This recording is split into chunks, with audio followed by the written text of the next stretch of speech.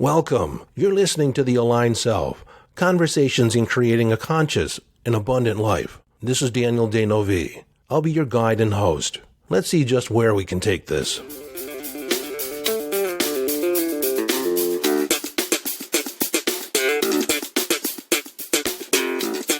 Hello, friend, and welcome back to the conversation. In today's episode, we're going to talk about twin flames, soulmates, the one. Those idealized relationships that we tend to seek out as we're moving through life.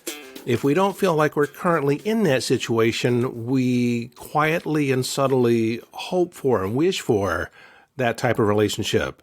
And if you're currently in a relationship and it doesn't quite feel that way, sometimes this idea plays in the back of our mind that somewhere out there, underneath that big sky, is someone that is perfectly matched for me. And so lately, as the story goes, this idea or these ideas about soulmates and twin flames have been paraded in front of me in my client conversations, on TV, in the media. I believe that the universe has been parading this in front of me so I can talk about it, so I have a viewpoint. My wife and I recently watched a Netflix series called Escaping Twin Flames, which was about a new age community and coaching system that promised to unite you with your twin flame. Now, spoiler alert, that the Netflix series is all about how this organization is very cult-like in its practices. And I have to admit, in watching the series, I was left with the opinion that, yes, this was indeed cult-like. It was not oriented around your best interests. And I suggest if you have Netflix, you watch the series. There's 3 episodes. And frankly, I prefer you watch this or investigate for yourself what the claims are so you can arrive at your own decision and not necessarily listen to me. Now, in this episode, I'm going to talk about some of the concepts that they use, some of the practices that they use, and whether or not they're valid or not valid, and revisit the practices that I suggest you have in place to ascertain for yourself whether or not you're stepping into an organization, a process that is not really aligned with your higher good. So first and foremost, I want to talk about the idea of the one. Like there's one person out there, like a perfect connection, a perfect balance, a perfect mate for you somewhere out there. I used to believe that. I used to think about that when I was in my 20s and my 30s. And whenever I would connect with a woman in a relationship, I was asking myself, is she the one? Is this it? Is this the one? And we ask that because when we first come together, there seems to be this heightened level of compatibility. They know my thoughts. They're a perfect match for me. And I've been in that perfect match for at least 12 times over my life.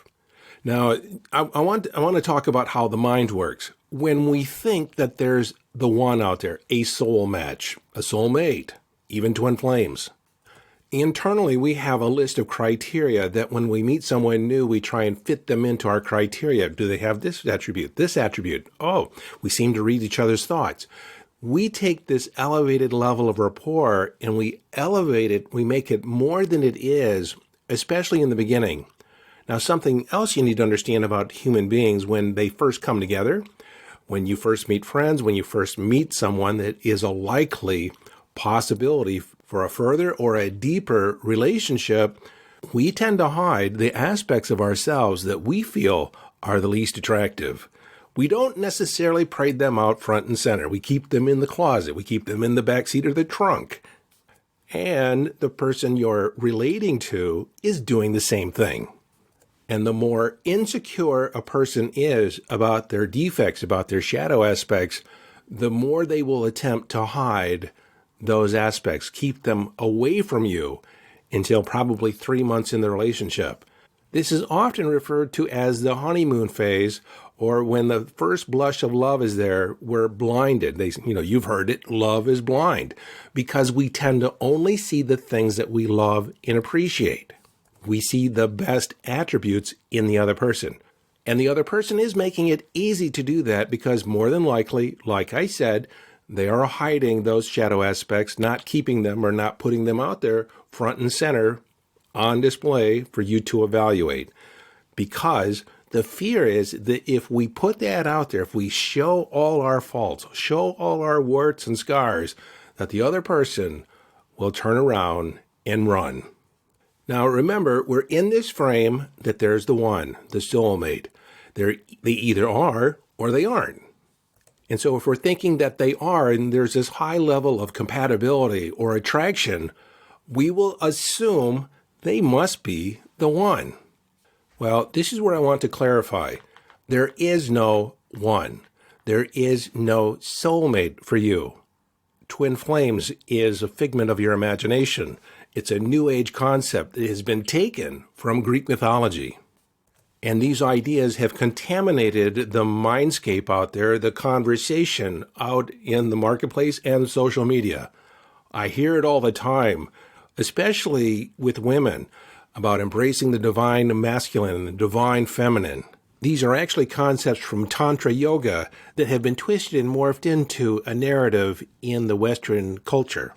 Much of what's taught about Tantra in the West has very little to do with the original teachings of Tantra.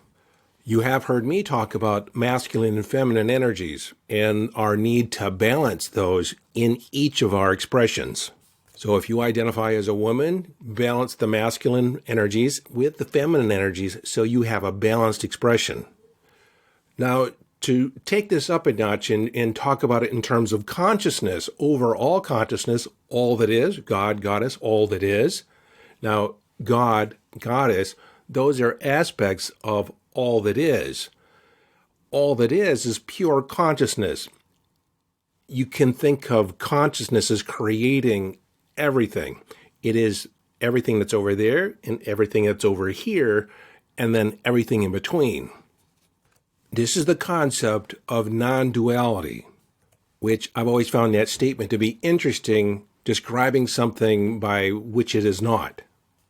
One could think of it as just pure awareness, pure consciousness. So how does pure consciousness, universal consciousness, come to a point of self-reflection? You need to contrast and compare to something that it is not. Hence, this is how duality is created: good, bad, black, white, feminine, masculine. Now, in the concept of masculine and feminine, you can think of terms of characteristics. You have being in action on the masculine side, being receptive on the feminine side. On the masculine side, be the approacher. On the feminine side, wait to be approached. There's hard, soft, forceful, yielding. And so from these dichotomies, these opposing points of view, we actually create distinctions by which we can have an experience of the universe. Now, you as an individual are whole and complete. You are a spiritual being immersed in the human experience. And because you are divinity, because you are a whole aspect of all that is, there is nothing about you that is less than.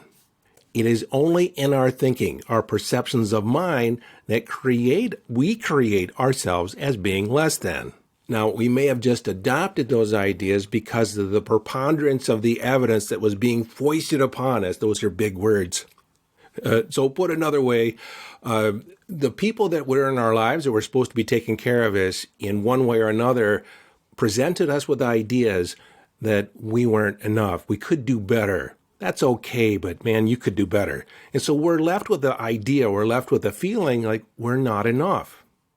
And because we're trained to receive that feedback externally from outside of us, from our parents, from our teachers, from our peer group, then we give up our own autonomy, our sovereignty, and we surrender to the opinions and perceptions of other people about us. And so it seems natural that we would seek another in relationship to help fill the gaps, because we experience ourselves as having gaps or deficiencies. And so we seek a partner that might bridge those gaps or fill those gaps and complete us. This is where the malarkey starts. Everything that I'm about is about you being self-directed, inner-directed, that you become your own authority. and that you have an experience of yourself as being whole and complete. That's the work that I do with subpersonalities, my signature program, the Aligned Self, and virtually every other thing that I do. Every other topic on this podcast is about you having an experience of yourself as being whole and complete. All the answers are within you. You have everything you need, whether you believe it or not.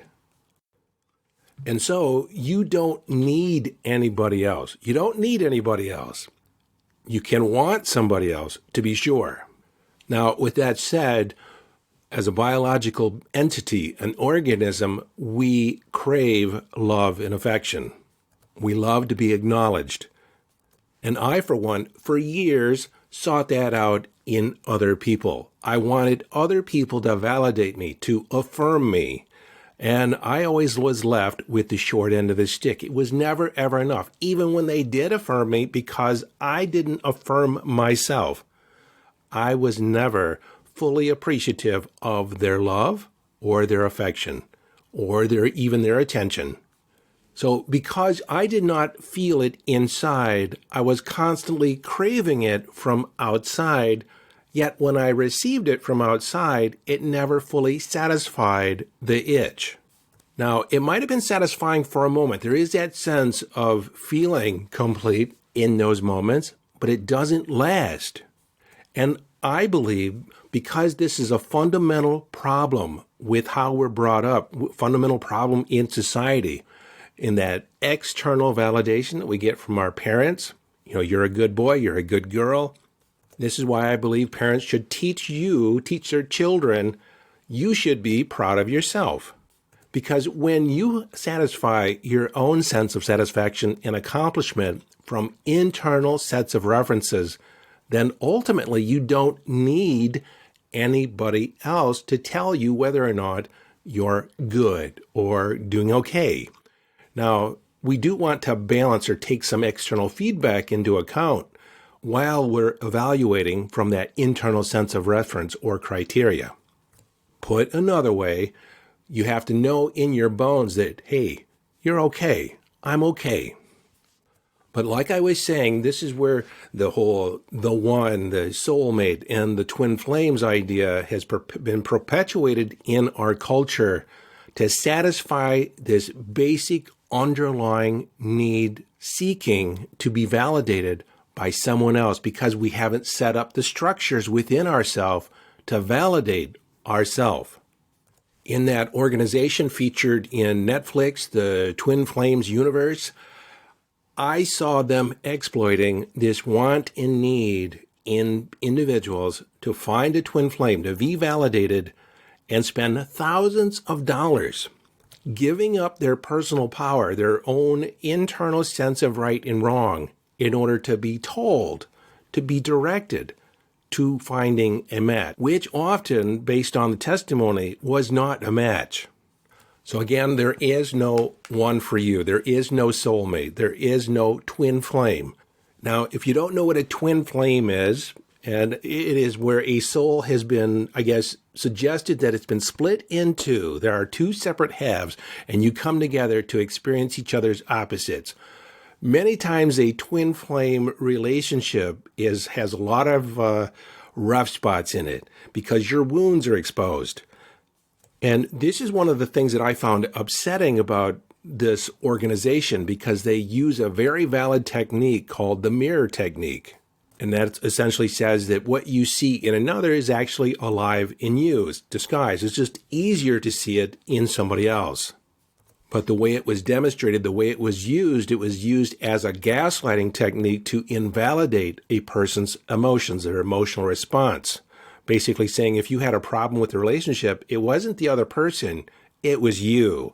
And so there was guilt and shame that you're not doing enough, you're not doing the work, which there is a slight truth to it, but ultimately sometimes people present themselves as scoundrels. They present themselves as less than desirable and not necessarily there for your best interest. The way this mirror technique was positioned, that if you have trouble with the other person, you ultimately just don't love yourself. You don't love yourself enough yet. Sometimes loving yourself means extracting yourself from a relationship that isn't working. So how do you know when something isn't working? When the other person, whether it's an organization, and the people that were in charge here were definitely doling out huge amounts of shame and guilt. If other people are attempting to shame you, to discredit your sense of self, make you feel bad in order to coerce you into work or behavior, then that is manipulation. Also, you should not be required to prove your loyalty. That's assuming that you're not lying or cheating or misrepresenting yourself to the other person.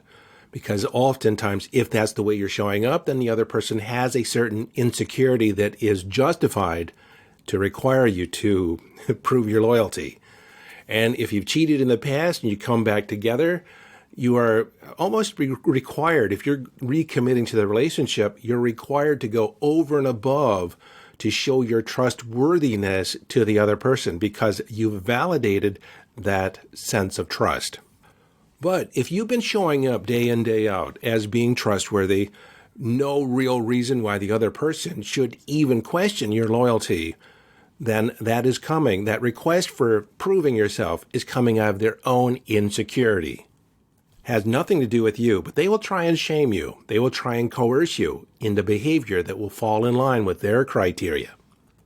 I don't go for that. That's not it. That's not healthy. I'll just say that's not healthy. So there's a chance that you're the one that feels insecure, and so you have doubts about the trustworthiness of your partner. Now, they may have earned that, or you may be imagining that there's something going on when there really isn't. If you have an internal sense of insecurity, you'll know if you do. That sub-personality, that sub-aspect of you will never, ever trust another person, never fully trust a human being. You'll always be suspect, always be in doubt. And you'll see this as a pattern that will go from relationship to relationship. The other aspect of this organization that I found distasteful is that when you question the authority, it was met with, again, shaming and guilt. How dare you? And if you attempted to leave the organization, you were ousted, you were shunned, you were exiled from the group. You couldn't have any contact with anyone that was inside the group anymore because they wouldn't want you and your subversive thoughts to undermine the authority. A healthy leader, a healthy leadership structure welcomes dissent, welcomes questions, not necessarily all the time because that gets in the way or the flow of things, but there is a forum for people to have contrary thoughts or opposing thoughts. There's always a good time, or a leader should present you a time and welcome feedback, welcome an opposing view. But I will say this, there's times when, and there's a time and place for this. When things have to happen in a hurry, I don't want to hear any back talk. I don't want to hear any questions. I want you to do what I want you to do when I ask you to do it. And so this takes a certain amount of discernment. And again, this is why I say all the time, live your life from inner signals, be inner directed. You have to have a certain amount of discernment when you're moving about the world. And the thing you need to be discerning about are the people that are in your lives, the leaders that you listen, even me. I want you to question my congruency. Am I congruent? Is the message on point? Is it the same from episode to episode? When you're taking instruction from a leader, whether it be this organization or at work, is there congruence? Is the leader congruent in their communication? Are they walking their talk? So what I gave you was a short list of criteria by which you could judge an organization, judge a message, judge a coach. Are they congruent? Do they walk their talk? Do they allow you to leave if you want? Can you be a dissenter? Can you express your opinion? This is really a fine line because when clients come to me, they're paying me to get my expertise, they're paying me for my opinion. And I've had clients that have questioned everything I say, and I tend to drop them. And you might be saying, Daniel, that doesn't sound like you're being the congruent leader. Well, from a coaching perspective, if you're having an issue with your life and I'm giving you coaching, I'm giving you instruction and how to overcome it, and you question it based on your perspective, well, you're not coming from a place of expertise in handling what you want to accomplish. If you had the answers, if you already had the strategy, if you already knew what to do, then you would have already done it. And so what I'm saying from the perspective of a coach, if you're seeking my advice, at least go with the program, test it out. Is it work for you before you question it, before you judge it? This falls in that category. If you always do what you've always done, you'll always get what you've always gotten. Now, let me talk a little bit more about relationships. When I first met my wife, I was not immediately attracted to her. She was beautiful. I had no reason not to be attracted to her. But in that moment, there was something about her that just kind of turned me off. And I was wondering to myself, what's going on here? It wasn't until she got up and went to the bathroom and I was thinking about it and I realized she did not have the particular dysfunction by which I was typically attracted to, meaning that she didn't need me. I mean, she was relatively well-adjusted. Her life was together. There was no gap that I was seemingly filling. Now, that was scary to me at first because it meant that I was, I guess, disposable. Like she could get rid of me because she didn't, quote unquote, need me. But then I thought about it. Well, if I'm in her life, it's because she chooses me. It's because she wants me there. And I do have to confess, if there were such a thing as a soulmate, it would be her for me. We are very compatible. But just because we're highly compatible, it doesn't mean that we don't have our differences either. Now, the reason I think we are so compatible is because I feel like I attracted her. I created a list of 65 items that I wanted in my ideal relationship and partner. And she checks off just about every item on the list. Now, with that said, and we expand this idea of law of attraction, the items, failings, and limiting ideas that I've had about myself are mirrored in her. She's the perfect mirror for that. She is the perfect playground to work on those items. Fortunately, by the time I met her, I had already worked on myself to a great degree, and so I was presenting myself as a fairly whole and complete partner. When you have not done the work, when there are shadow beliefs inside you, beliefs and limitation that I'm not lovable enough, I'm not enough, more than likely that will be mirrored in the relationship. You will attract a partner that will bring that to the surface. You will either have to deal with it or you're going to suffer. And occasionally these relationships are the ones that are meant for the long haul. There's someone that are going to be there with you and work through these items with you as a partner. And sometimes these are meantime relationships. These relationships actually bring all this stuff to the surface in order to prepare you for your next relationship, especially if you're doing the work and the other person is not, or they're doing the work and you're not. There's going to be a level of incompatibility there at some point. Incompatibility for the long haul.